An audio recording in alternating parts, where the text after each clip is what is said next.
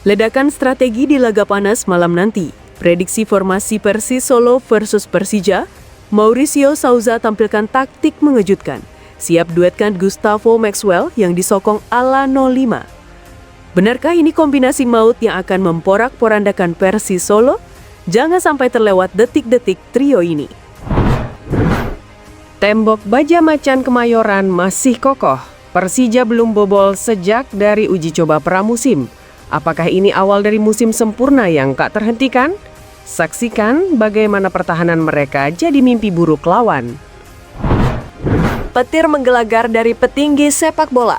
Erick Thohir minta Jakmania dan Persija Jakarta tak khawatir jika jis dipakai timnas Indonesia. Ada alasan besar di balik pernyataan ini dan jawabannya bisa mengubah pandangan fans selamanya.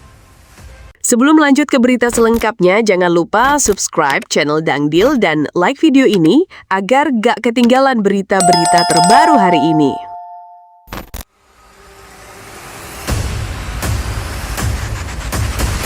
Malam panas akan membakar langit Solo. Sabtu 16 Agustus 2025, Stadion Manahan siap menjadi arena pertarungan dua raksasa bermahkota ambisi, Persis Solo versus Persija Jakarta. Ini bukan sekadar laga pekan kedua Super League 2025-2026, ini adalah duel harga diri, perang gengsi, dan ajang mengukir sejarah baru di awal musim. Persis datang dengan darah yang mendidih setelah merampas 3 poin di markas Madura United. Mereka kini pulang ke rumah, ke lautan merah yang akan meraung dari tribun Manahan. Sorak-sorai supporter akan mengguncang malam, memaksa setiap pemain tuan rumah berlari seolah nyawa mereka bergantung pada setiap sentuhan bola. Namun di seberang lapangan, Macan Kemayoran datang bukan untuk sekadar berkunjung. Persis juga memulai musim dengan kemenangan dan kini mereka membawa amunisi taktik, kedalaman skuad dan reputasi yang tak mau dinodai. Pertahanan baja Persija akan diuji habis-habisan oleh serangan kilat Persis, sementara lini depan mereka siap memecah kesunyian Solo dengan gol pembungkam. Statistik memang sedikit berpihak pada Persija di pertemuan sebelumnya, tetapi sepak bola bukan permainan angka semata. Ini soal momentum, mental, dan detik-detik yang mengubah sejarah. Di bawah sorotan lampu Manahan, 90 menit akan terasa seperti peperangan berlapis drama. Tackle keras, duel udara membara, peluang yang memaksa jantung berhenti sejenak. Satu kesalahan kecil bisa jadi mimpi buruk, satu momen brilian bisa jadi kisah yang diceritakan bertahun-tahun. Apakah Persis akan melanjutkan start sempurna dengan 2 kemenangan beruntun di awal musim? Atau Persija yang akan merampas mahkota malam itu dan membawa pulang 3 poin ke ibu kota? Tak ada ruang untuk ragu. Ini adalah laga yang akan menelan siapapun yang lengah dan hanya yang paling berani yang akan berdiri tegak saat peluit panjang berbunyi. Manahan akan menjadi saksi dan dunia akan mengingat malam ini. Benteng kokoh Macan Kemayoran kembali menjadi mimpi buruk bagi lawan-lawannya.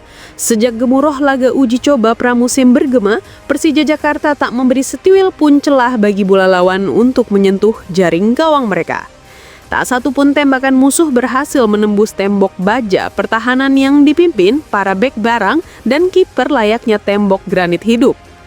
Stadion demi stadion telah menjadi saksi bisu betapa pertahanan Persija ibarat dinding raksasa yang mustahil ditembus, membuat lawan frustrasi dan menonton takjub.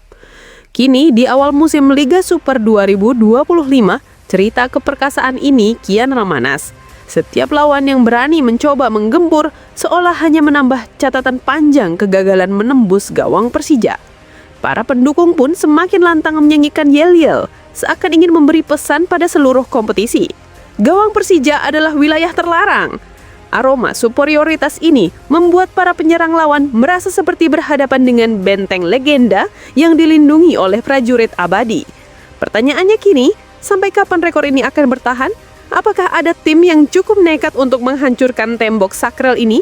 Ataukah Persija akan terus menulis babak sejarah baru sebagai tim dengan pertahanan paling mematikan di Liga Super? Yang jelas, setiap detik di lapangan kini terasa seperti adegan klimaks sebuah drama epik. Dan Macan Kemayoran, sang pemeran utama, masih tegak dengan dada membusung, menjaga kehormatan gawang mereka, bak mahkota emas yang tak ternilai. Jakarta International Stadium megah menjulang dan penuh cerita. Selama ini ia menjadi benteng suci macan Kemayoran, rumah tempat Jakmania memetikkan nyanyian kemenangan. Namun kini panggung itu juga akan memanggil Garuda untuk mengibarkan sayapnya. Ketua Umum PSSI Erick Thohir tampil layaknya panglima perang yang membawa kabar penting. Jangan khawatir, serunya menenangkan hati jutaan Jakmania.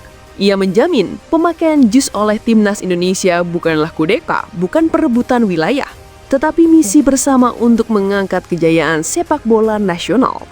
Bayangkan sorotan lampu jis yang biasanya menyambut oranye biru Persija suatu malam berubah menjadi merah putih berkibar gagah.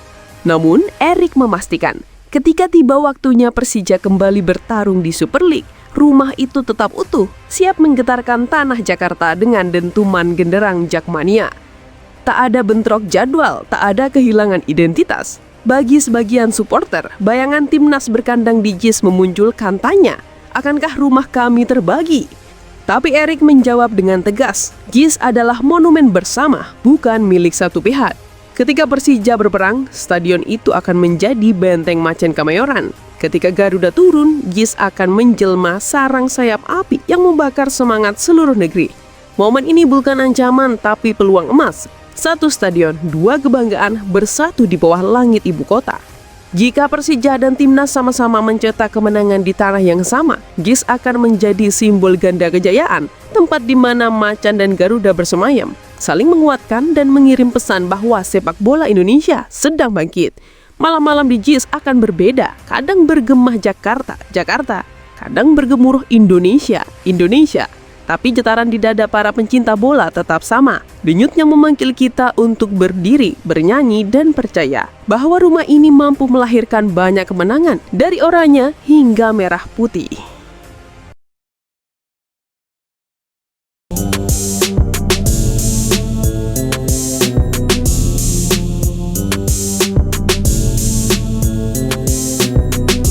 Shin Tae-yong, pelatih asal Korea Selatan ini datang dengan segudang pengalaman dan keberanian. Ia bukan hanya merombak taktik dan strategi, tapi juga menyentuh aspek psikologis dan kedisiplinan pemain.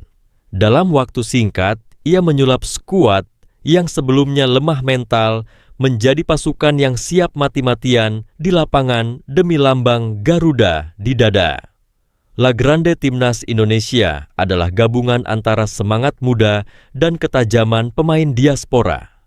Ketika nama-nama seperti Marcelino Ferdinand, Pratama Arhan, Witan Sulaiman, dan Egy Maulana beraksi dengan percaya diri, publik tahu bahwa regenerasi berjalan. Tapi yang paling mencolok adalah bagaimana pemain keturunan seperti Ivar Jenner, Rafael Struijk, Jay Itzes, Justin Hubner, dan Nathan Cho Aon menyatu dengan semangat nasionalisme Indonesia. Mereka tidak tampil setengah hati. Mereka bermain seperti anak bangsa, bukan sekadar pemain pinjaman. Keringat mereka, semangat mereka, dan air mata mereka adalah bagian dari revolusi sepak bola nasional. Kemenangan atas Vietnam, performa gemilang di Piala Asia U23, hingga kelolosan ke babak ketiga, kualifikasi Piala Dunia 2026 menjadi bukti sahih bahwa Indonesia sedang menuju era emas. Tidak hanya itu, atmosfer stadion berubah total. Dukungan tiada henti dari supporter Garuda di stadion maupun media sosial menciptakan energi luar biasa. Tak heran jika lawan-lawan berat mulai mengakui bahwa Indonesia bukan lagi tim penghibur. Mereka kini berhati-hati, waspada, dan bahkan takut ketika menghadapi Garuda. Erick Thohir, sebagai Ketua Umum PSSI, juga memainkan peran penting dalam transformasi ini. Ia tidak tinggal diam. Ia mengubah pola kerja federasi, menghapus budaya nepotisme dan ketidakjelasan, menggandeng sponsor besar, serta menjalin hubungan erat dengan FIFA. Di tangannya, PSSI menjadi lembaga yang lebih profesional. Kompetisi diperbaiki, pembinaan usia muda digalakan, dan infrastruktur modern mulai dibangun. Stadion baru bermunculan, lapangan latihan diperbaiki, dan klub-klub didorong untuk punya akademi sendiri. Semua itu bukan lagi mimpi. Sekarang adalah kenyataan yang sedang disaksikan dan dirasakan oleh seluruh bangsa. Setiap kali Indonesia bermain, jalanan lengang. Televisi menyala. Rakyat menyatu. Semua berharap, semua berdoa, semua menjerit ketika bola menyentuh jaring lawan. Ini bukan sekadar pertandingan. Ini adalah harga diri bangsa. Ini adalah jawaban atas penantian panjang bertahun-tahun. La Grande Timnas Indonesia tidak hanya menampilkan aksi indah di lapangan. Mereka menunjukkan karakter. Saat tertinggal, mereka tidak menyerah. Saat menang, mereka tidak sombong. Saat dikritik, mereka bekerja keras. Karakter inilah yang membedakan mereka dari generasi sebelumnya. Mereka sadar bahwa untuk menjadi besar, mereka harus rendah hati dan tetap lapar akan kemenangan. Dalam proses ini, banyak cerita luar biasa lahir. Seorang pemain yang pernah diasingkan kini menjadi pahlawan. Seorang pemain muda yang diragukan kini menjadi tulang punggung tim. Bahkan, seorang pelatih asing yang sempat dicaci kini dielu-elukan sebagai penyelamat. Tak ada yang lebih indah dari perubahan ini. Tak ada yang lebih agung dari perjalanan panjang menuju kebangkitan. Dan publik pun berubah. Kritik berubah menjadi dukungan. Cacian berubah menjadi harapan. Indonesia tidak lagi bersikap sinis pada timnas. Sebaliknya, masyarakat kini merasa memiliki tim ini. Ketika Garuda terbang tinggi, semua orang merasa ikut terbang. Ketika Garuda terjatuh, semua ikut merasa sakit. Kedekatan emosional ini yang selama ini hilang, kini kembali tumbuh subur. Setiap pertandingan kini menjadi ajang pembuktian. Indonesia tidak hanya ingin menang, tetapi ingin menunjukkan kelas. Mereka belajar dari Jepang, dari Korea Selatan, dari Arab Saudi, dari Qatar, dari Uzbekistan. Mereka menyerap ilmu. Mereka belajar budaya sepak bola modern, tapi mereka tetap Garuda. Tetap membawa jati diri bangsa dengan semangat pantang menyerah, kerja keras, dan persaudaraan. Generasi La Grande bukan hanya tentang mereka yang di lapangan, tetapi juga para pelatih lokal, para pengurus, para pendukung, hingga masyarakat biasa yang percaya bahwa sepak bola Indonesia bisa besar. Mereka semua adalah bagian dari revolusi senyap yang kini mulai bersuara keras di dunia internasional. Kini, harapan itu bukan lagi omong kosong. Target tampil di Piala Dunia 2030 atau 2034 tidak lagi terdengar konyol. Karena dengan langkah yang sudah dicapai hari ini, semuanya terasa mungkin. La Grande Timnas Indonesia adalah kisah nyata tentang perjuangan tanpa henti, tentang mimpi yang dirawat dengan kerja keras, dan tentang kebanggaan yang dibayar lunas dengan semangat tak tergoyahkan. Dan kisah ini belum berakhir, justru baru dimulai. La Grande Timnas Indonesia akan terus menulis sejarah dalam tinta emas. Di atas darah dan peluh, di hati seluruh rakyat yang telah lama menanti kebangkitan ini. Shin Tae-yong bukan hanya mengubah pola permainan, tetapi juga merombak mental para pemain. Ia memperkenalkan standar tinggi dalam latihan, analisis pertandingan yang rinci, serta taktik bermain yang fleksibel. Hasilnya bukan hanya terlihat dari performa, tetapi juga dari kepercayaan diri para pemain. Di bawah asuhannya, para pemain muda seperti Ivar Jenner, Justin Hubner, dan Pratama Arhan berkembang pesat. Shin menyatukan pemain lokal dan keturunan dalam satu visi besar, membawa Indonesia ke Piala Dunia. Namun perjalanan menuju kejayaan tidak semudah yang dibayangkan. Banyak hambatan datang silih berganti, mulai dari cedera pemain kunci, keputusan kontroversial wasit, hingga tekanan mental dari ekspektasi publik. Di balik layar, reformasi besar-besaran juga dilakukan dalam tubuh PSSI. Erick Thohir sebagai ketua umum membawa warna baru. Ia tak hanya bekerja di balik meja, tapi aktif membangun infrastruktur, menggait sponsor, dan menggalang dukungan dari FIFA serta federasi internasional lainnya. Melalui pendekatannya, sepak bola Indonesia mulai dilirik kembali oleh media asing, dan para pemain Indonesia mulai diundang trial ke luar negeri. La Grande Timnas Indonesia bukan sekadar tentang kemenangan. Ia adalah simbol baru dari kebanggaan nasional. Setiap kali Mars Indonesia Raya dikumandangkan di stadion, ada energi yang menyatukan seluruh lapisan masyarakat.